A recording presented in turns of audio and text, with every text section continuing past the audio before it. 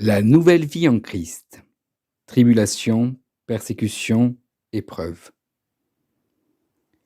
La vie d'un chrétien n'est pas un long fleuve tranquille.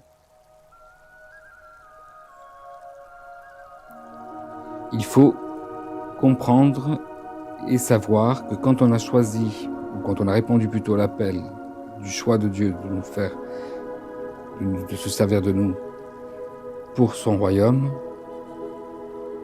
que nous allons être persécutés pour notre foi en Jésus-Christ. Si le monde vous hait, sachez qu'il m'a haï avant vous. Si vous étiez du monde, le monde aimerait ce qui est à lui. Mais parce que vous n'êtes pas du monde et que je vous ai choisi du milieu du monde, à cause de cela, le monde vous hait.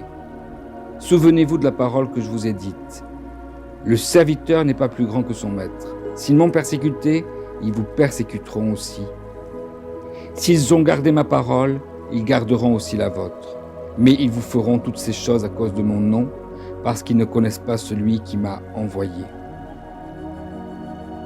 Parole du Seigneur, dans Jean, chapitre 15, versets 18 à 21. En effet, attendez-vous, mes frères et sœurs, à être attaqués. Je sais que vous le savez déjà, puisque pour celles et ceux qui sont en Christ, vous savez que nous subissons des attaques.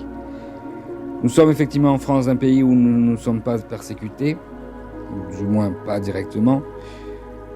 Prions pour que cela se maintienne, mais il y a des pays, effectivement, où nos frères et sœurs en Christ sont emprisonnés, tués pour leur foi et pour leur allégeance à Christ et à notre Père Céleste.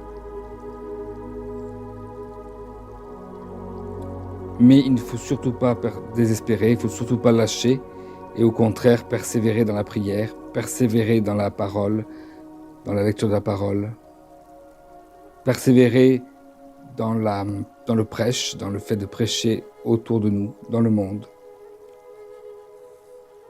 Et je terminerai en citant le verset dans Jean toujours, chapitre 16, verset 33. « Je vous ai dit ces choses afin que vous ayez la paix en moi. Vous aurez des tribulations dans le monde, mais prenez courage, j'ai vaincu le monde. » Amen. Soyez bénis.